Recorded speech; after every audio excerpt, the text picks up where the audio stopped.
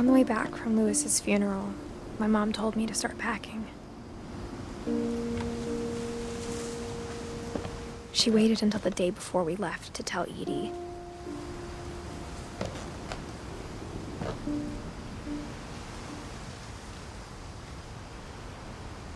I'm not sure if she wanted to make it easier or harder.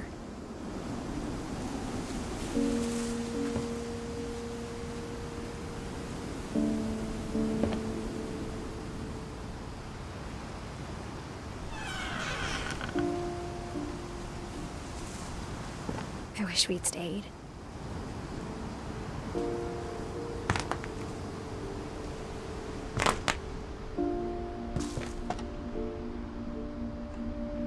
But I understand why we left.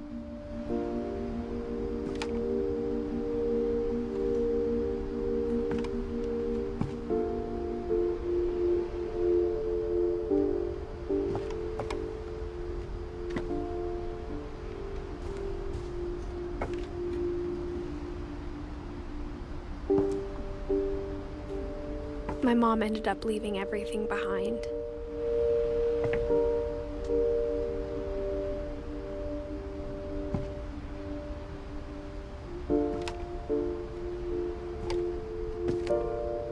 What happened that night had been coming for a long time.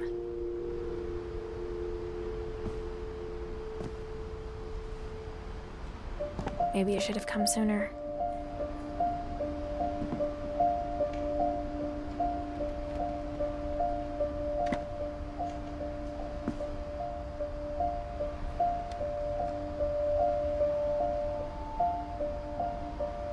But it had to end one way or another.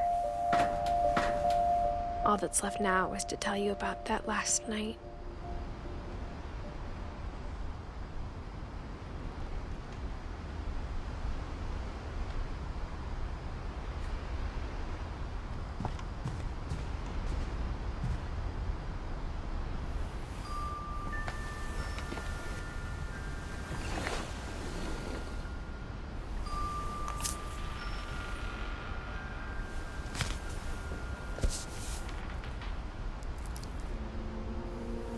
That whole last day, Edie just watched us pack and didn't say a word.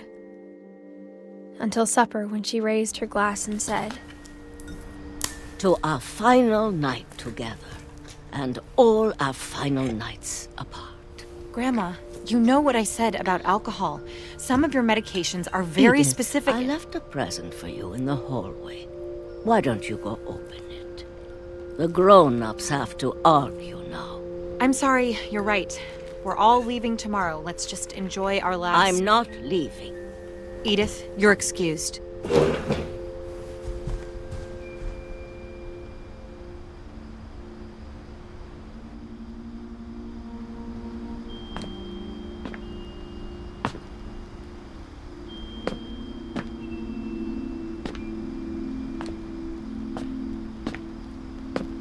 the power had been shut off that morning, but Edie always had plenty of candles.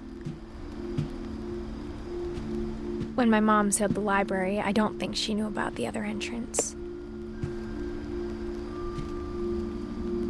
Or that Edie had a key to it.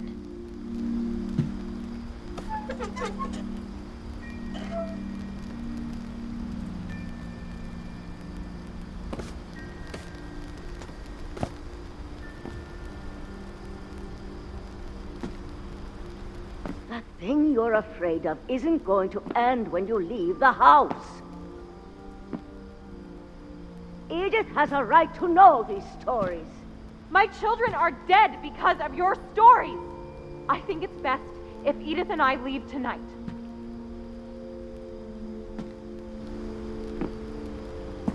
We'll have the nursing home send a van for you in the morning, okay?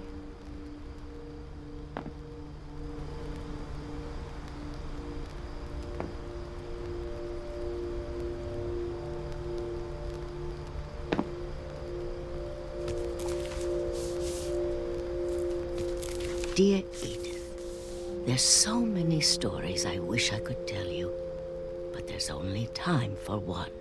This is about what happened on the night you were born. That night, the tide went way, way out.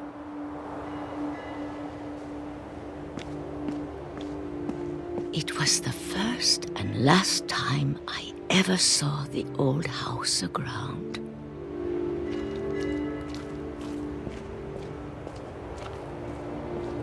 There'd been an earthquake out in the middle of the ocean.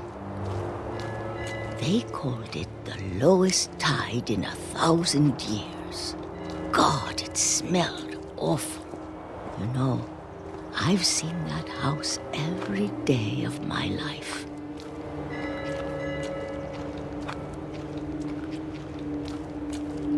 But I never thought I'd go back to it. When the fog rolled in, I lost my way.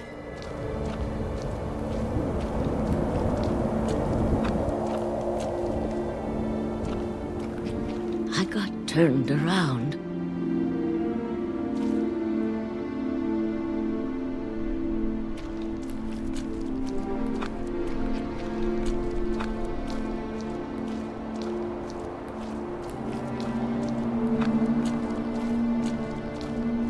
I started seeing things.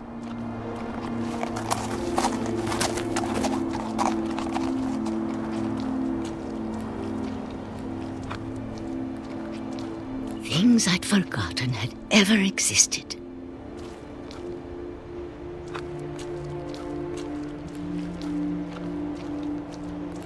But when I saw them, they felt like old friends. That night, a lot of things came back to me. Or maybe I came back to them.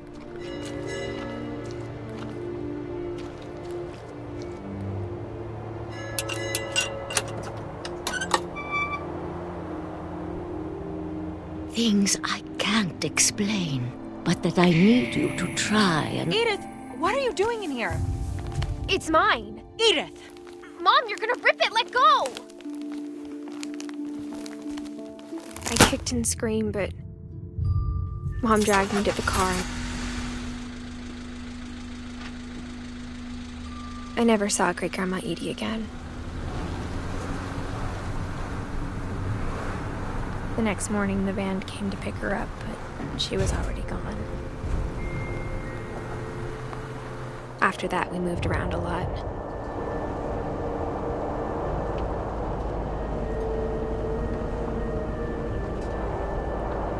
We both tried to make the best of it.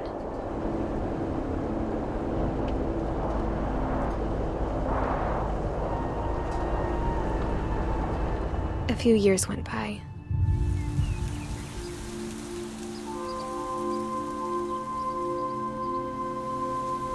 My mom didn't like to talk about it, but she started getting sick a lot. The rest happened pretty quickly. She got better for a while, and then she didn't. And then I was alone. The last Finch left alive.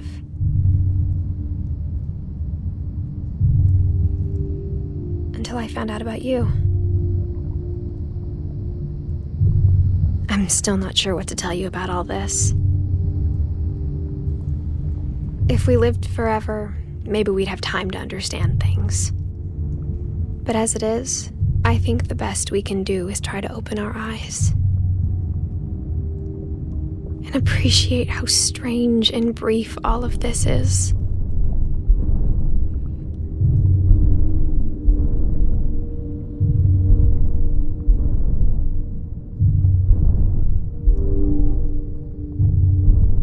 This journal was supposed to be for you.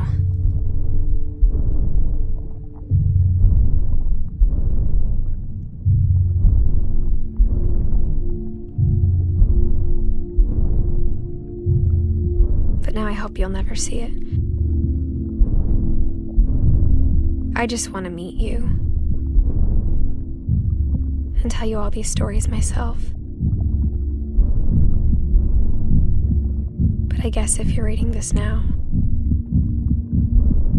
things didn't work out that way.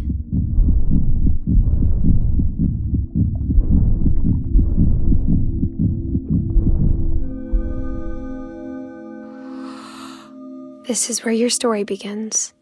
I'm sorry I won't be there to see it. It's a lot to ask, but I don't want you to be sad that I'm gone. I want you to be amazed that any of us ever had a chance to be here at all. Good luck.